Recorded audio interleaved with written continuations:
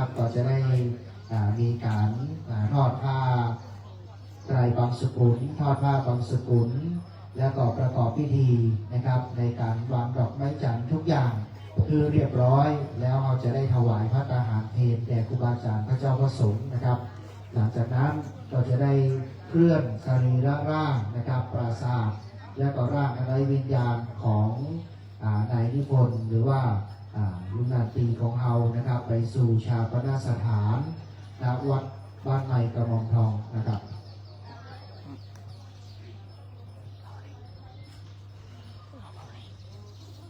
ตอนนี้เชิญเลยนะครับเด้อพี่น้องศรัทธาญาติโยมทุกท่านนะครับได้ขึ้นมาบนศาลานะครับขอนิมนต์ครูบาอาจารย์พระเจ้าพระสงฆ์นะครับได้ขึ้นธรรมะขึ้นอาสนะที่นั่งนะครับนิมนต์หลวงพ่อขอบคุณนิมนต์เลยครับศรัทธาบ้านใหม่เฮาเด้อก่อนอยู่ตั้งรูมก่อนมารวมทำบุญนั้นก็เชิญได้เลยนะครับ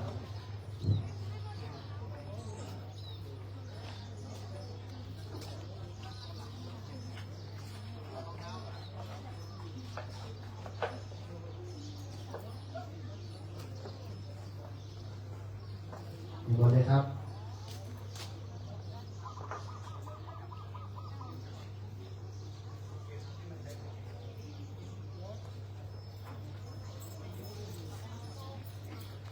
นิมนต์มาบนไปเลย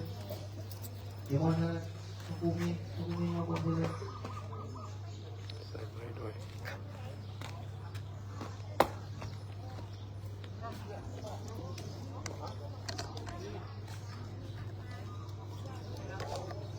นิมนต์เลยครับ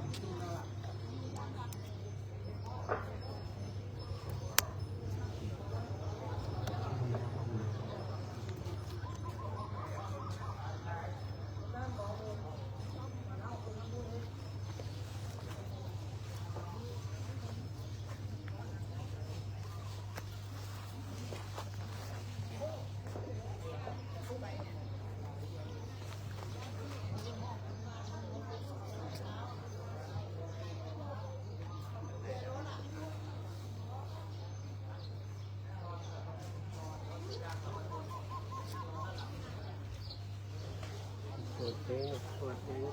เบา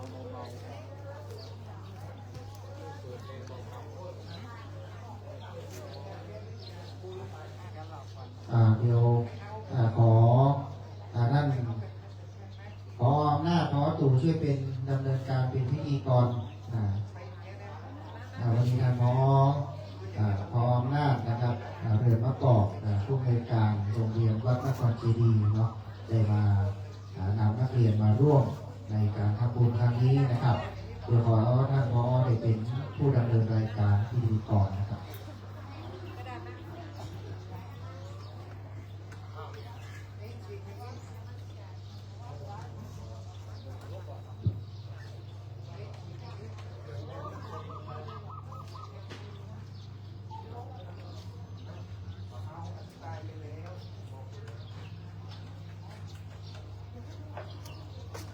ครับขอความนอบน้อมในพระรัตนตรัยอันมีคุณพระพุทธเจ้าพระธรรมเจ้าพระสังฆเจ้านะครับกราบนมัสการ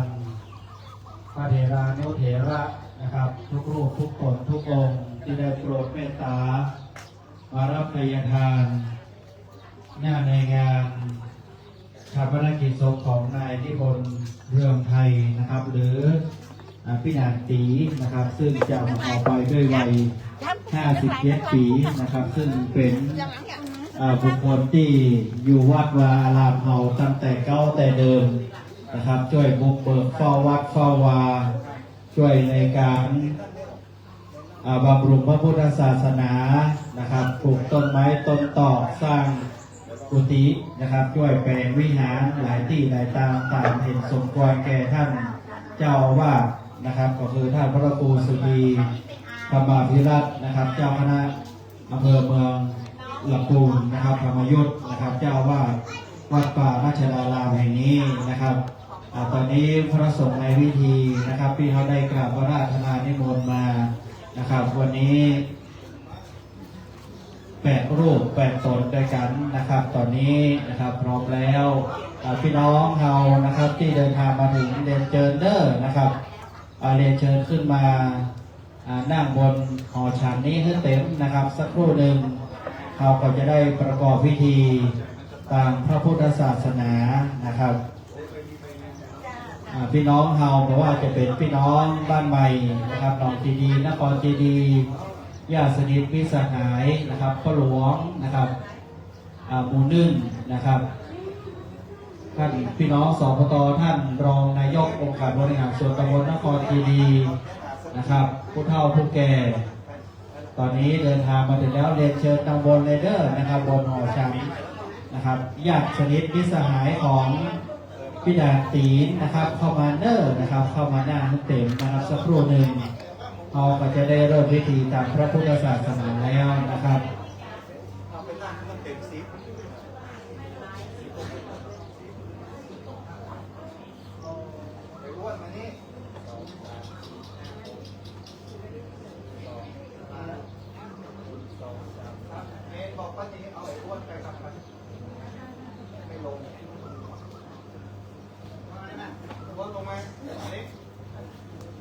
วันนี้อุตส่าห์ปล่อยแล้วไง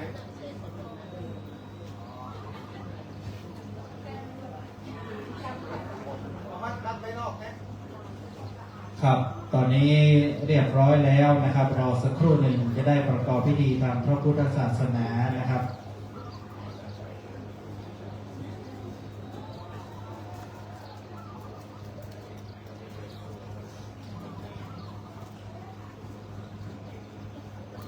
ครับสงบจิตสงบใจนะครับตั้งจิตตั้งอุทิศส่วนบุญส่วนกุศลให้พี่นาตีนะครับได้นิพนธ์เรืองไทยซึ่งจากของเราไปด้วยวัย57 ปีนะครับลำดับแรกนะครับขอกราบอาราธนานิมนต์นะครับพระเดชพระคุณท่านพระครูสุธีธรรมรัตน์นะครับเจ้าคณะอำเภอเมืองลำพูนธรรมยุทธนะครับเจ้าวาดวัดป่ารัชดารามท่านประธานในพิธีนะครับได้จุดธูปเทียนปูชาพระรัตนตรัยทุกเราตั้งหลายตั้งอกตั้งใจพนมมือขึ้นเน้อนะครับ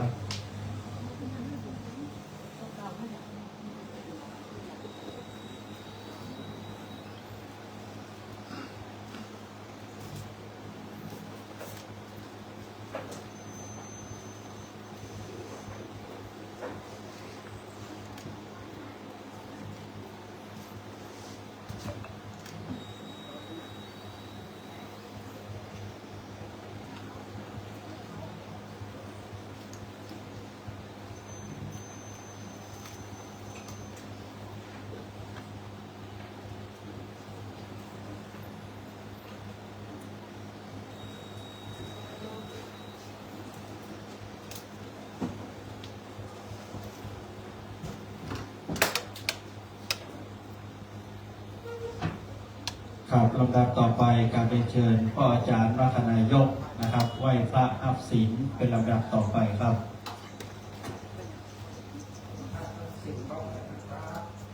อะระหังสัมมาสัมพุทโธภะคะวาพุทธังภะคะวันตังอะภิวาเทมิสวากขาโตภะคะวะตาธัมโมธัมมังนะมัสสามิสุปฏิปันโนภะคะวะโตสาวกสังโฆสังฆังนะมามิ ครับเดี๋ยวรอสักครู่นะครับลำดับต่อไปครับจะได้อาราธนาศีลนะครับหลังจากนั้นจะได้เรียนเชิญกุลบุตรธิดานะครับไปจุดเครื่องธูปทองน้อยต่อหน้าเบื้องศพอีกครั้งหนึ่งนะครับเรียนเชิญพ่ออาจารย์มรคนายกครับ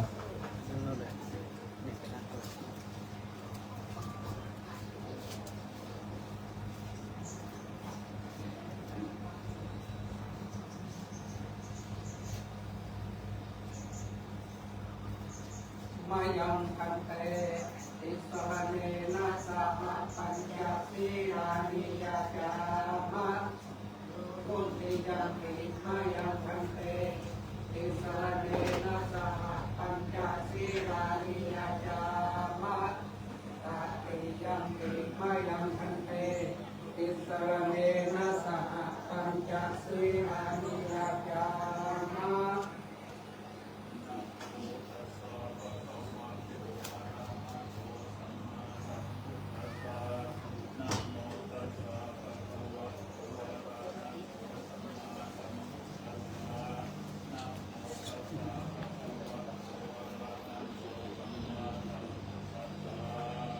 นะโมตัสสะภะคะวะโตอะระหะโตสัมมาสัมพุทธัสสะนะโมตัสสะภะคะวะโตอะระหะโตสัมมาสัมพุทธัสสะนะโมตัสสะภะคะวะโตอะระหะโตสัมมาสัมพุทธัสสะ พุทธังสรณังคัจฉามิ พุทธังสรณังคัจฉามิ ธัมมังสรณังคัจฉา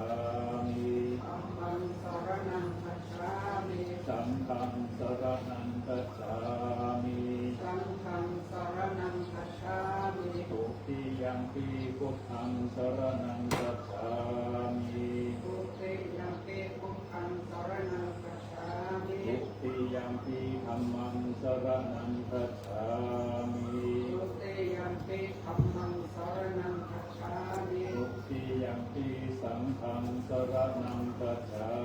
มิ ทุติยัมปิสังฆังสรณังคัจฉามิ ตัตติยัมปิพุทธังสรณังคัจฉามิ ตติยัมปิพุทธังสรณังคัจฉามิ ตัตติยัมปิธัมมังสรณังคัจฉามิ ตติยัมปิธัมมังสรณังคัจฉามิ ตัตติยัมปิสังฆังสรณังคัจฉามิ ตติยัมปิสังฆังสรณังคัจฉามิ ปานาติปาตาเวรมณีสิกขาปะทังสมาธิยามิ ปานาติปาตาเวรมณีสิกขาปะทังสมาธิยามิ อาทินนาทานาเวรมณีสิกขาปะทังสมาธิยามิ อะทินนาทานาเวรมณีสิกขาปะทังสมาธิยามิ กาเมสุมิขาจาลาเวรมณีสิกขาปะทังสมาธิยามิ กาเมสุมิชาจาราเวรมณีสิกขาปะทังสมาธิยามิ มุสาวาทาเวรมณีสิกขาปะทังสมาธิยามิ มุสาวาทาเวรมณีสิกขาปะทังสมาธิยามิ สุราเมรยะมัจจปมาทฐานาเวรมณีสิกขาปะทังสมาธิยามิ สุราเมรยมัชฌปมาทานาเวรมณีสิกขาปะทังสมาธิยามิ อานิปัญจสิกขาปะทานิสีเลนะสุขติงยันติสีเลนะโภคตังปะทาสีเลนะนิโคติงยันติทัสสมาสีลังวิโสทะเย ครับลำดับต่อไปนะครับเรียนเชิญนางสาวนิพาพรเรืองไทยนางสาวอัชราเรืองไทยผู้เป็นธิดานะครับได้ไปจุดธูปเทียนนะครับเครื่องทองน้อยนะครับต่อหน้าเบื้องศพนะครับของบุพการีนะครับพินานตีคุณพ่อนิพนธ์เรืองไทยครับกราบเรียนเชิญครับ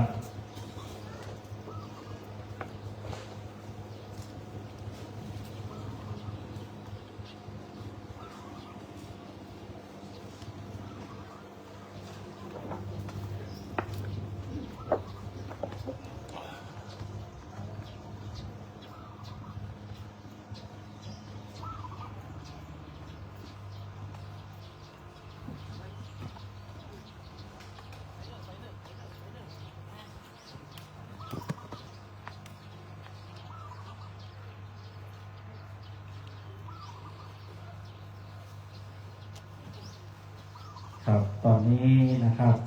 กุลธิดาของพี่นางศรีนะครับ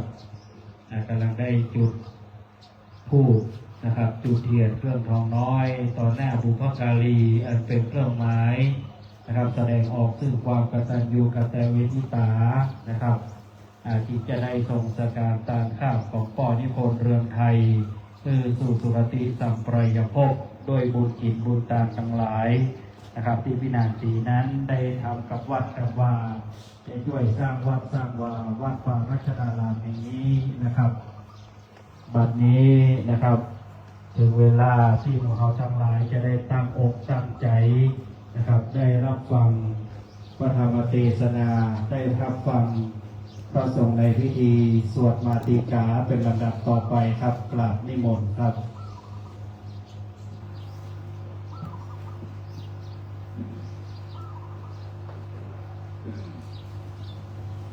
นะโม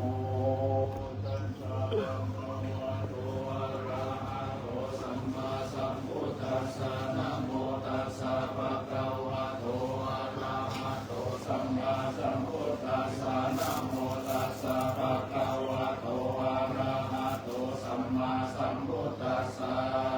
กุศลธรรมะอกุศลธรรมะอัปปยคตาธรรมะสุขายเวทนายาสัมปยุตตาธรรมะทุกขายเวทนายาสัมปยุตตาธรรมะทุกขมาสุขายเวทนายาสัมปยุตตาธรรมะวิภาคธรรมะวิภาคธรรมะธรรมะเนวะวิภาคนาวิภาคธรรมะธรรมะอุปาทินนุปาทานิยธรรมะนุปาทินนุปาทานิยธรรมะนุปาทินานุปาทานิยธรรมะสังเกเลกาสังเกเลสิกาธรรมะสังเกเลกาสังเกเลสิกาธรรมะสังเกเลกาสังเกเลสิกาธรรมะสาวิตากาสาวิจาราธรรมะวิตากาวิจารามัตตาธรรมะวิตากาวิจาราธรรมะติติสาหะตาธรรมะสุขาสาหะตาธรรมะอุเบกขาสาหะตาธรรมะทัสสะเนนะปะหะตาปะธรรมะภาวานายาปะหะตาปะเทวทัสสะเนนะนาภาวานายาปะหะตาปะธรรมะทัสสะเนนะปะหะตาปะหิตุกะธรรมะภาวานายาปะหะตาปะหิตุกะธรรมะเนวทัสสะเนนะนาภาวานายาปะหะตาปะหิตุกะธรรมะอาจยคามิโนธรรมะ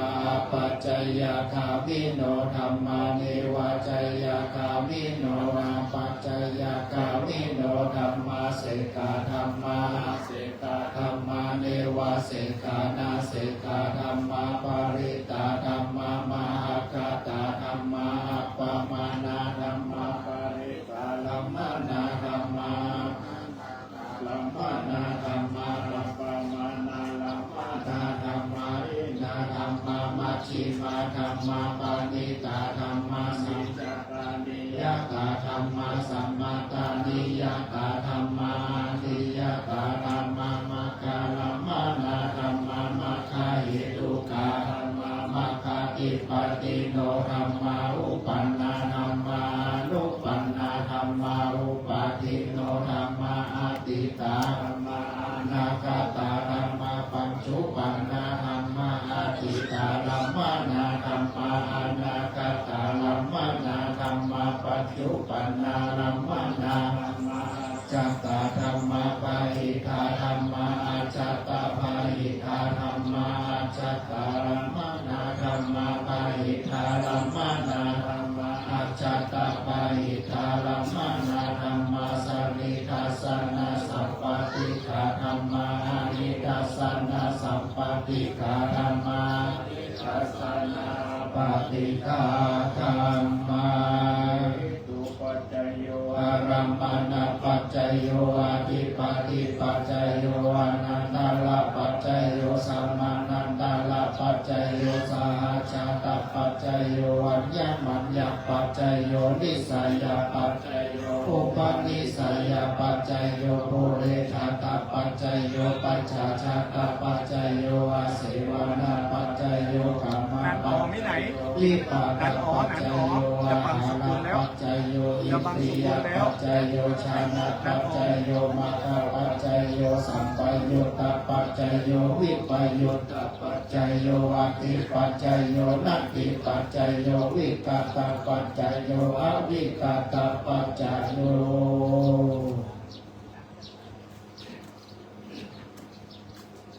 ครับลำดับต่อไป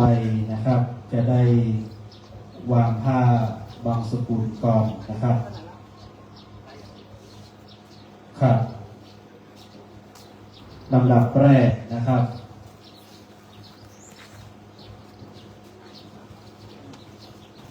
เรียนเชิญนะครับมีตัวแทนขอเชิญอาจารย์จุฑมาศบุญแก้วนะครับ เป็นผู้มอบนะครับครับวันนี้ทางวัดของเราเป็นเจ้าภาพนะครับเราร่วมกันเป็นเจ้าภาพการจุดธูปทุกท่านนะครับลำดับแรกนะครับเรียนเชิญนางสาวอัชราเรืองไทยนะครับ ผู้เป็นบุตรสาวนะครับกุลธิดาของพี่นางตีนะครับท่านแรกเรียนเชิญครับ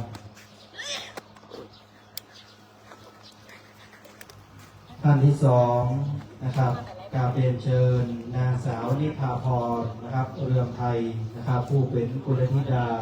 บุตรสาวของพี่นางตีนะครับเรียนเชิญนะครับรุดวาง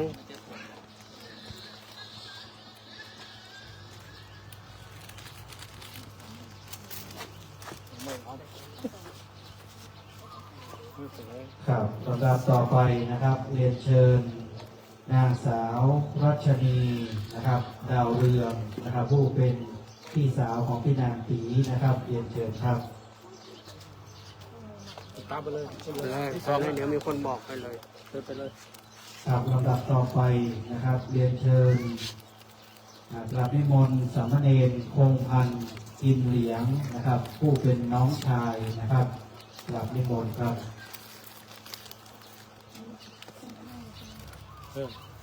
ลำดับต่อไปขอเรียนเชิญนางสาวประกายวันไพบูลย์สุขครับ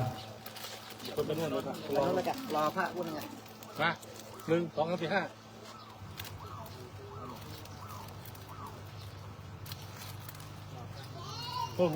ลูกเลยลูกเก็บด้วยเลยครับเดี๋ยวมีคนบอกเดินไปเลย ครับลำดับต่อไปขอเรียนเชิญแม่ชีจีดาภาเรืองทองเทนะครับเรียนเชิญครับครับกับเรียนเชิญท่านรองณรงค์แก้วแสงนะครับท่านรองนายกองค์การบริหารส่วนตำบลนครเจดีย์เรียนเชิญท่านผู้ใหญ่บ้านณรงค์ห้วยเตจานะครับท่านผู้ใหญ่บ้านหมู่ 1บ้านใหม่บวกขยอมเรียนเชิญนะครับ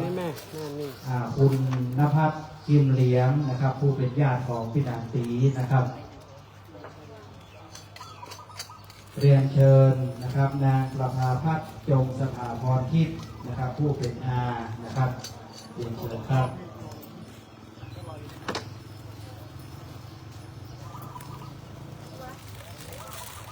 ครับตอนนี้นะครับทาง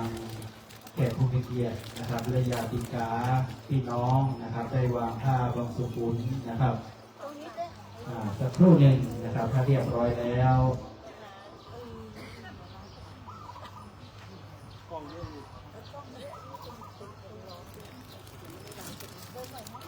ครับ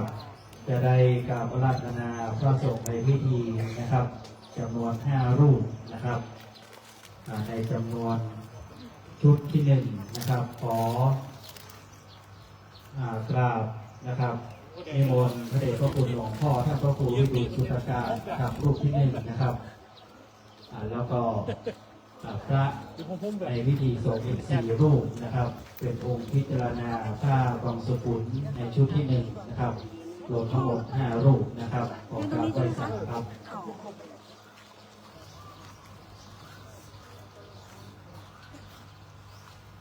เราทั้งหลายก็ตั้งอกตั้งใจพนมมือนะครับหลวงพ่อพระเดชพระคุณท่านพระครูวิรุฬสุจการพร้อมกับพระสงฆ์ในพิธีนะครับจำนวน5 รูปจะได้นะครับพิจารณาภาพวังสกุลในชุดแรกนะครับเราตั้งอกตั้งใจพนมมือขึ้นนะครับ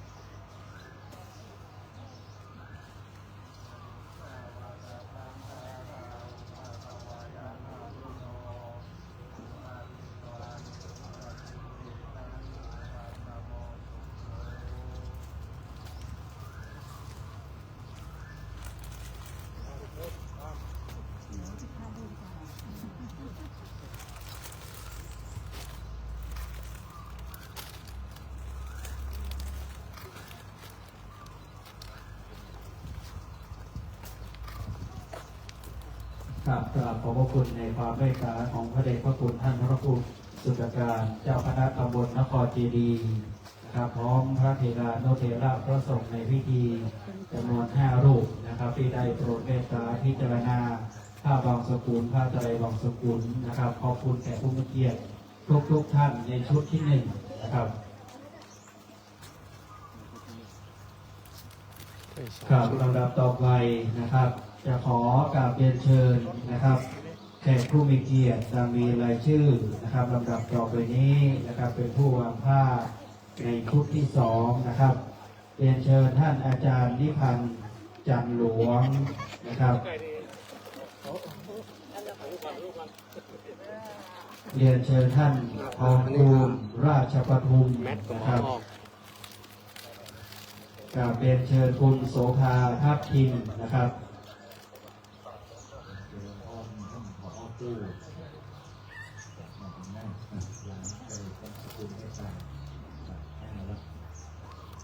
คุณหมอธีระ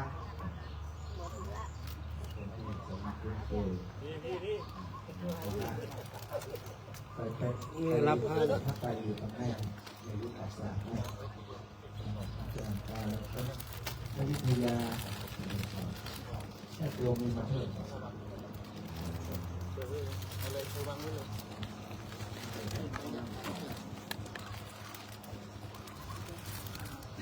ประมุขมองประมุขนายนางกับผู้ซีไอ้นางเนี่ยสายไปกันเลยไปทอดข้าวกันกินซุปกินดิบมาด้วยกันตั้งแต่วันแรกจนถึงวันสุดท้ายก็ยังได้มาตุ้มกันอยู่อีกสายด้วยก็เป็นโกมาคุณแม่เราเล่ม2 ชุดสายกระดานทอดไปกัน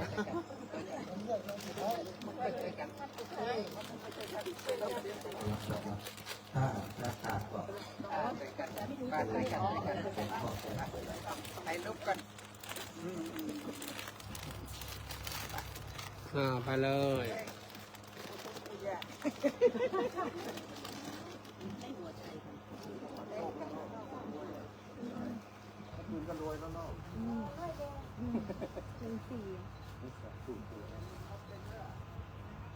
พระสงฆ์ชุดที่2นี่จะเป็นของเมตตาบารมีของหลวงพ่อก็คือที่สุดธรรมสุขพ่อจะบอกว่าท่านมีเกิดจบมีหนักรักในเกิดบอกว่าขอที่ดีเกิดเล่นขอเป็นคนนะพระสงฆ์ของโมได้การพิจารณาสุขุมที่จะประกาศในยุคอาสาของเรา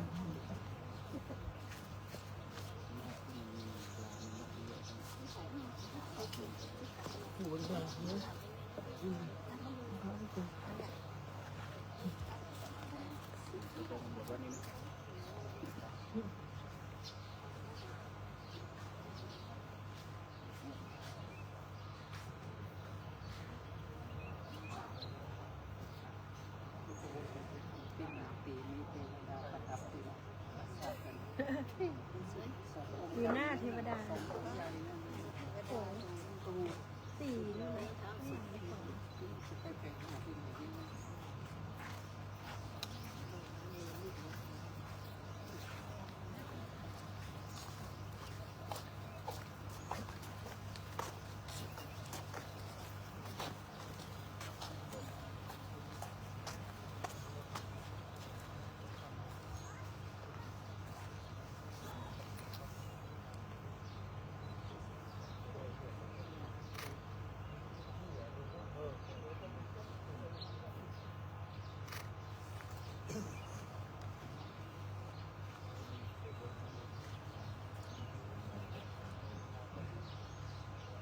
อนิจจาวัตสังขาราอุปาทวายะธรรมิโน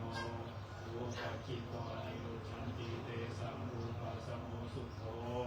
อนิจจาวัตสังขาราอุปาทวายะธรรมิโนโอภะคิโตอนิโรชันติเตสัมรูปะสัมโมสุโธ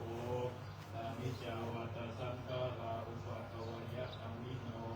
โอภะคิโตอนิโรชันติเตสัมรูปะสัมโมสุโธ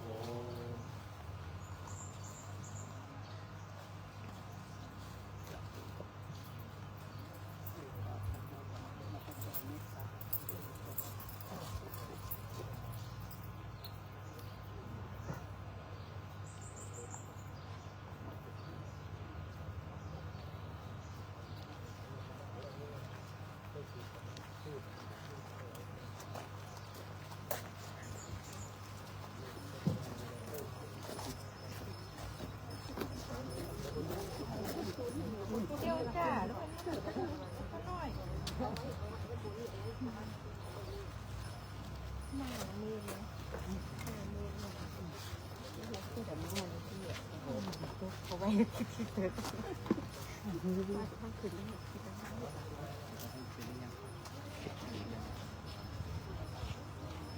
เป็นแถวก้า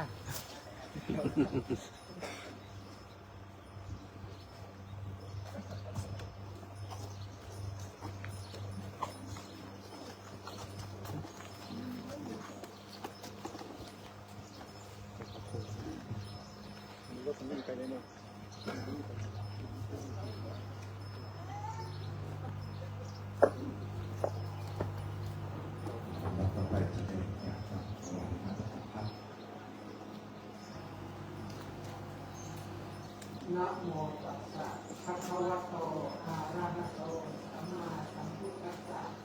นะโมตัสสะภะคะวะโตอะระหะโตสัมมาสัมพุทธัสสะ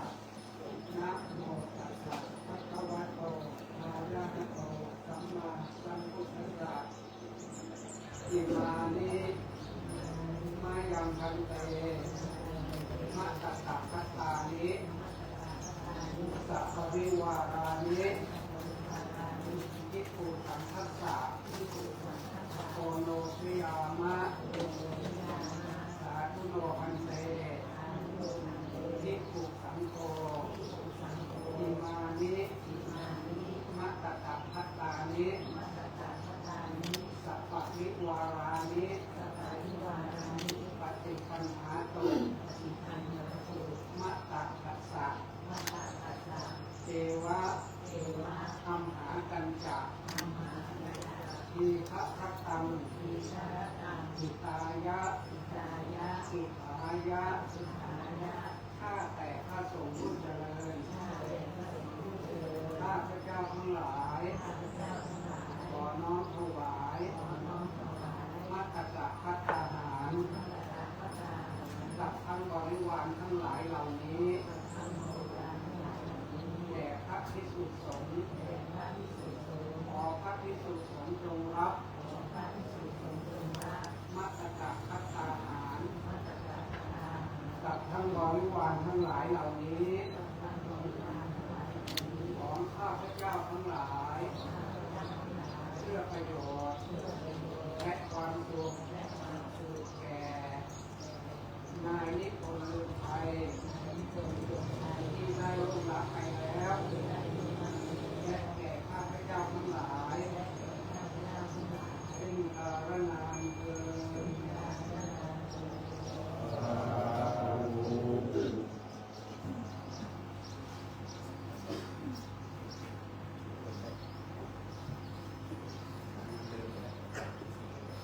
ครับลำดับต่อไปนะครับขอกราบเรียนเชิญขอเรียนเชิญนะครับแขกผู้มีเกียรติ10 ท่านแรกนะครับท่านแรกนางสาวอัชราเรืองไทยนะครับลูกสาวนะครับท่านที่สองนางสาวนิพาพรเรืองไทยลูกสาวนะครับในประเกศจตุปัจจัยไตรธรรมครับท่านที่สามนางสาวรัชนีดาวเรืองนะครับพี่สาวนะครับเรียนเชิญครับ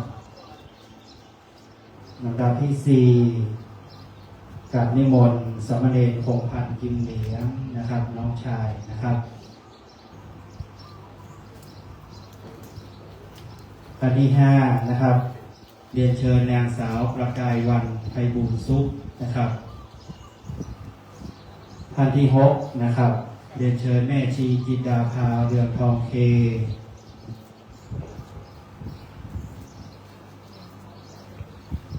ครับท่านที่เจ็ดนะครับเรียนเชิญท่าน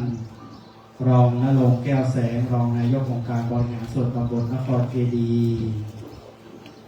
ท่านที่แปดนะครับเรียนเชิญท่านก็หลวงณรงค์ห้วยเตจานะครับท่านผู้ใหญ่บ้านหมู่หนึ่งบ้านใหม่นครเจดีย์นะครับ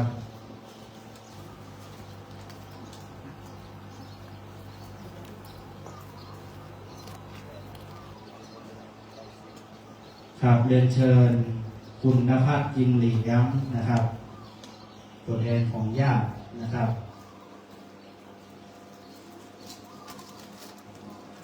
กับเรียนเชิญคุณประภาพัฒน์จงสถาพรทิพย์นะครับผู้เป็นอานะครับ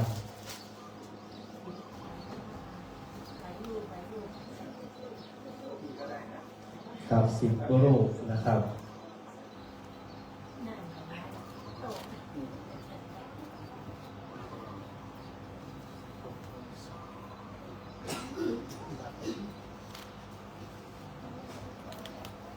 กับคุณแม่นะครับเรียบร้อยคุณแม่ประภาพัฒน์จงสถาพรทรัพย์นะครับครับตามอกตามใจนะครับเตรียมกรวดน้ำอุทิศส่วนบุญส่วนกุศลนะครับไปหายังผู้วายชนนะครับคุณนิพนธ์นะครับเรืองไทยนะครับหรือพี่นางตีเฮานะครับ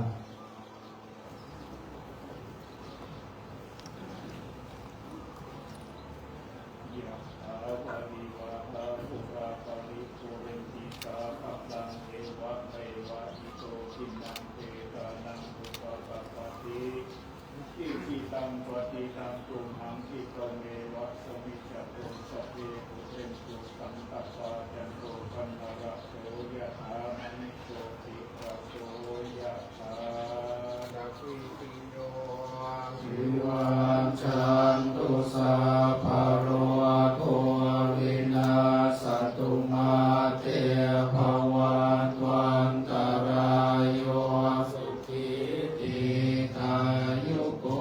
ภวะภิวาทนาสิเลสเนจังวุฒาปัจจายโนจัตตารโอกัมมาวันทันติอายุวันโนสุขังภาลังอากาสิเนยติเมตาสกขาจะเมเปตานังกักขินังทัชชาอุเพกตมโนสรังนาหิรุนังวาโสโกวายาวันยาปริเทวนานาตังเปตานัมมะขายะเอวันติตโยอายังจะโคหาคินาทินาสังฆังปฏิติตาติกาลตังนิตายาสนานาโสอุปตาปฏิโสยติธรรมโมจะยังนิคัสสิโตเตตานะพุชาจักตาอุราลาภลังจะภิกขุนามโนปะทินังตุมเหหิปุญญา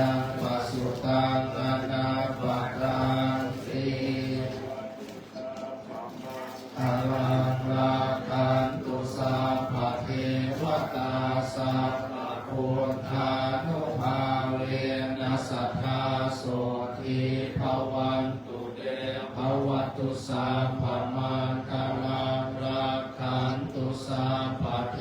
วตาสัพพธัมมานุภาเวนัสสะสุติภวันตุเตภวันตุสัพพมังคลังรักขันตุสัพพเทวตาสัพพสังฆานุภาเวนัสสะสุติภวันตุเต กุศลสิ่งที่จะมาทำให้จิตที่เกิดในนิพนธ์คือไทยหรือในที่สิ่งใดแก่มรณะกลับไปแล้วตอนนี้เราได้มาเป็นกุศลจนเป็นวาระสุดท้ายก่อนจะได้ทุกอย่างได้จะเป็นจิตภาวนาให้เพิ่มพูนเป็นกุศลจะเป็นในส่วนของภาวนาใหม่ทางทั้งหลายเราได้ให้แล้วบริบูรณ์สมบูรณ์แล้วสิ่งที่เราได้สมัครขอสมาทานเพื่อที่จะให้เป็นบุญรองรับในส่วนของการภาวนาฉะนั้นจะให้บุญกุศลทั้งสามได้บริบูรณ์สมบูรณ์จะได้ขอทุกท่านได้เป็นจิตภาวนาสักครู่ต่อที่จะได้แผ่เมตตาเป็นลำดับไป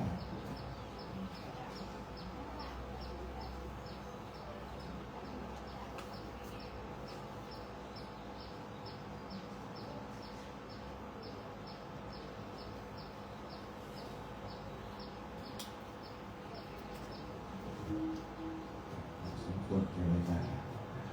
กุศลผลบุญที่เราได้กระทำบำเพ็ญมาตลอดกาลทุกอย่างตั้งสดบำเพ็ญบุญที่วัดแห่งนี้เป็นวัดที่ได้ต้องเกิดต่อสร้างจนเป็นวัดป่าราชดามาจะติดอยู่กับไม่ได้สิ่งที่เราเรียนไปแล้วผมถ้าเป็นเพื่อนละเอียดชื่ออย่างจนเป็นเรามีแต่ไปดีไปงานได้นอนประสาทหลังใหญ่หลังงานขอโทษว่าทุกคนได้เข้าถึงสมัยที่เชื่อมันทรงไปเลยแล้วเจ้าเป็นคนมีน้ำจิตน้ำใจกับจิตปากจิตแห่ง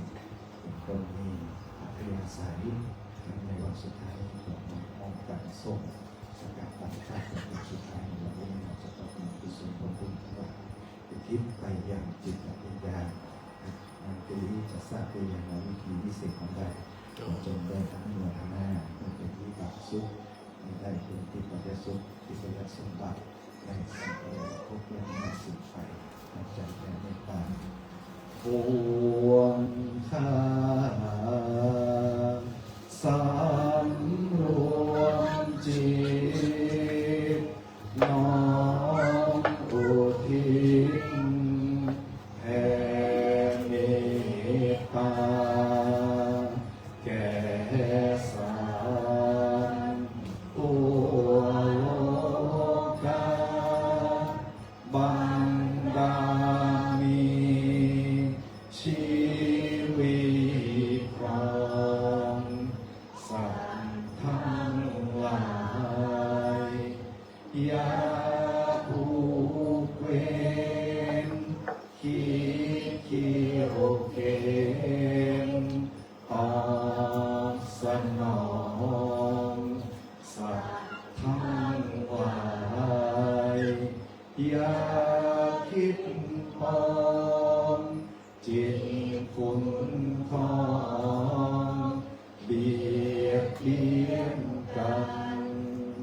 สัตว์ทั้ง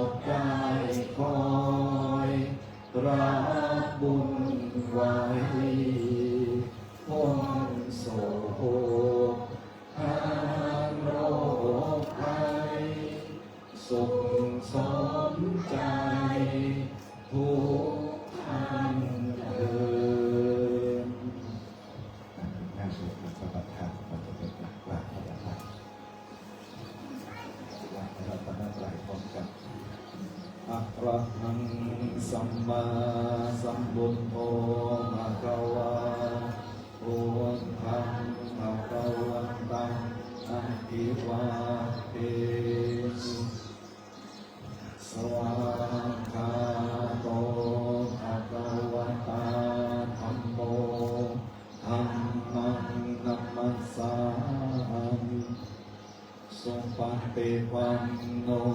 ภะคะวันโตสาวกสังโฆสังฆังนะมามิให้มาพระสงฆ์กับผู้ปฏิบัติสงฆ์สังเฆปมาเทนะภวารตเยนะกตังสัพพังอปาทังธรรมตุโนอันเตสังเฆปมาเทนะภวารตเยนะกตังสัพพังอปาทังธรรมตุโนอันเตสังเฆปมาเทนะภวารตเยนะกตังสัพพังอปา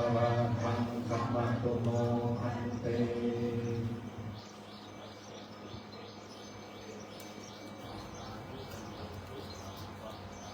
กามะเตบำเพ็ญกุศลพระสิงห์ประธานกิจอุทิศแด่ผู้รับชมที่นันตีในประเทศไทยก็สำเร็จเรียบร้อยมาดีขอโมทนาประสงค์ขอพระคุณในเมตตาที่ได้งานเมตตาในครั้งนี้เป็นอย่างสูงขอโมทนาญาติโยมทุกคนทุกท่านและพี่น้องที่ได้มาแสดงน้ำจิตน้ำใจก็นำปีในวาระสุดท้ายนี้ก็ขอให้เป็นบุญกุศลให้ทุกคนอยากจะรู้ทุกเรื่องในประวัติศาสนามีมากขึ้นประสบปรารถนาในสิ่งใดขอให้สำเร็จด้วยดีตามเจตนาจากพระพุทธประการจะได้ประเทศข้าพระอาเทนสงฆ์กับราชธรรมมณฑลเทวาสี่รูปด้วยสวดถอนนะครับ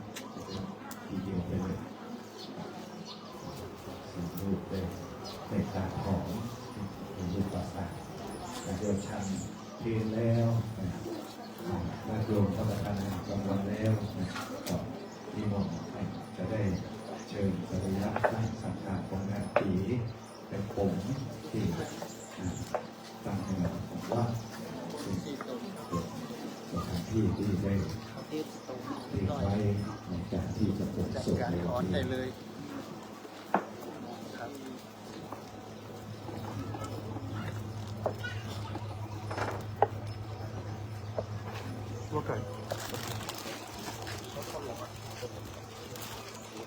ลำดับต่อไป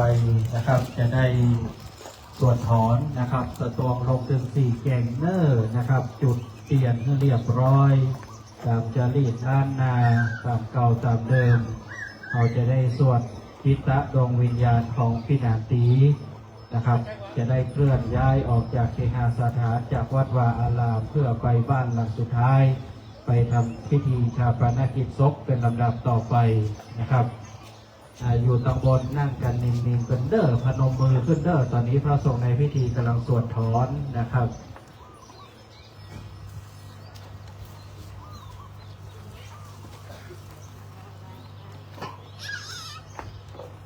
นักเรียนโรงเรียนวัดนครเจดีย์ทั้งหมดนะครับ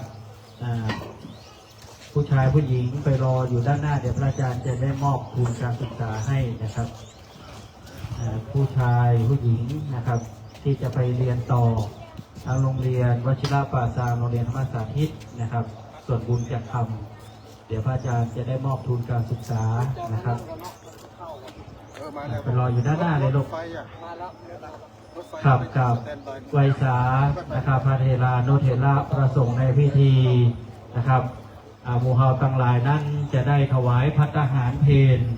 นะครับเพื่ออุทิศกรปผลจังหวัดจังมวลคือกับพี่นาตีนะครับหรือพี่นานิพนธ์เรืองไทยพี่นาตีนะครับซึ่งจากหมู่เฮาไปด้วยวัย57 ปีนะครับประกรรมหนึ่งนะครับตอนนี้พระเดชพระคุณท่านพระครูสิริธรรมาภิรัตน์เจ้าอาวาสวัดป่าราชดารามเจ้าคณะอำเภอเมืองจังหวัดลำพูนธรรมยุทธนะครับได้โปรดนะครับเมตตารับศพของพี่นาตีพี่นานนิพนธ์เรืองไทยนะครับไว้อุปถัมภ์สวดพระอภิธรรมตลอดจนสวดมาติกานะครับบำเพ็ญกุศลศพในวันนี้นะครับเรียบพร้อมด้วยบุญด้วยกุศลที่พวกเราทั้งหลายนั้นได้มาพร้อมใจกันณอารามนะครับณวัดป่าราชดารามแห่งนี้นะครับ วันนี้พระเจ้าประสงค์กำลังสวดถอนนะครับตามจารีตล้านนาตามหีบเก่าหีบเดิมได้อาเจิญจิตตะดวงวิญญาณของพี่นาตีหรือพี่นานิพนธ์เรืองไทยนะครับได้อุ้มปกยกย้ายขึ้นสู่สวงสวรรค์ชั้นฟ้าเป็นลำดับต่อไปหลังจากนั้นพระเดชพระคุณท่านพระครูสุธีธรรมาภิรัตน์นะครับท่านก็จะได้มอบทุนการศึกษาให้กับนักเรียนที่ยกนะครับชั้นสูงสุดของโรงเรียนวัดนครเจดีย์นะครับซึ่งอยู่ในการอุปถัมภ์ของนะครับพระปราชิวนาถเมธีปัจโชโตธรณีสงฆ์วัดป่าหนองเจดีย์นะครับได้พระอาจารย์จะได้มอบทุนให้นะครับนักเรียนที่จบการศึกษาสูงสุดและประมาช่วยงานวันนี้โดยนะครับแล้วมหาทั้งหลายจะได้ถวายพระทหารเพลนะครับแด่พระสงฆ์ในพิธีจำนวนนะครับ10 กว่ารูปนะครับ10 กว่าตน10 กว่าองค์นะครับที่ได้โปรดเมตตามารับพยาทานเนื่องในงานชาปนกิจศพนะครับของพี่นาตีในวันนี้น้ำโมเฮาทั้งหลายจะไปฟังไปไหนเต้นเนอร์นะครับหลังจากที่พระพุทธเจ้าฉันพระทหารเพลเสร็จเรียบร้อยโมเฮาทั้งหลายกินข้าวโดยกับเสร็จเรียบร้อยตะวันคล้อยบ่าย11 โมงบ่าย11 โมงเกินตะวันเริ่มคล้อยบ่ายตามจารีตล้านนาประเพณีแล้วเราจะได้โปงส่งสการการข้าวจะได้นำสรีระร่างอันไร้วิญญาณของพี่นานตีไปสู่ทางทิศเบื้องเหนือของวัดป่ารัชดารามเพื่อไปโปงศพส่งสการการข้าวเป็นลำดับต่อไปนะครับนิมนต์พระเจ้าพระสงฆ์รับ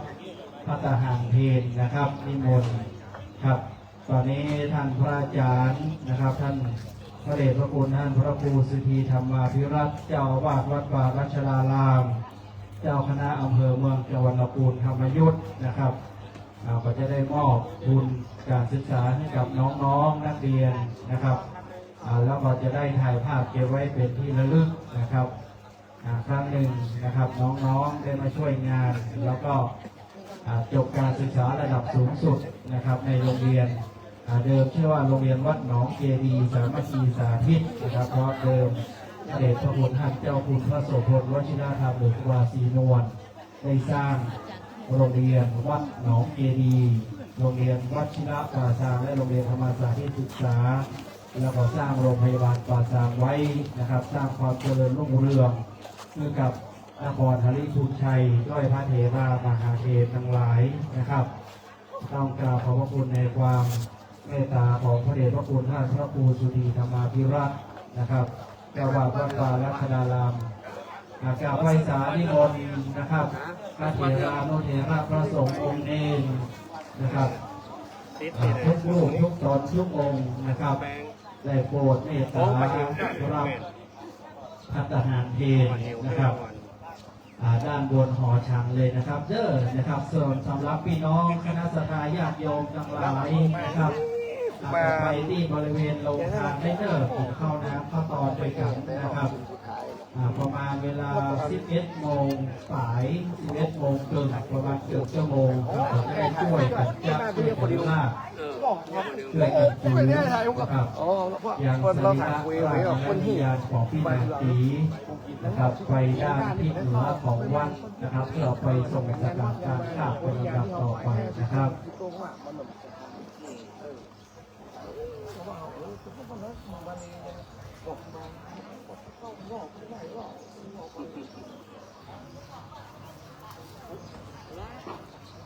แหนมกุหลาบตายไร้แหนมจะแหนมหรือไงเชฟมันมันไงโอ้ตั้ง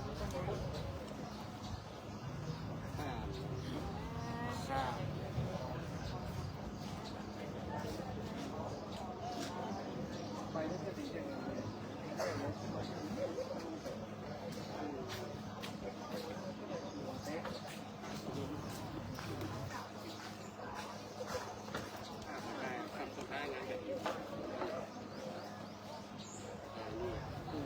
những cái nó hay cả nó chạy đà đà nó hút cơm mình dùng cái đà nó hút nhầm cho nó chạy hả chứ mình hút được bao giờ nữaมีเท่าสมัยเจ้าแจ้งถ่ายไว้แล้วกัน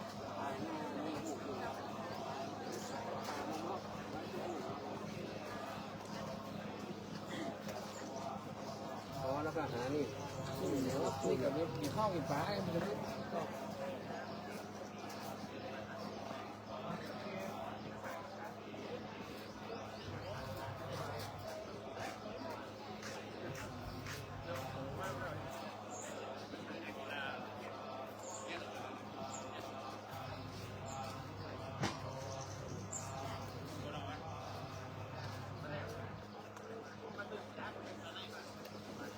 ของหอมไหมเนาะจำว่าตะกอนเนี่ย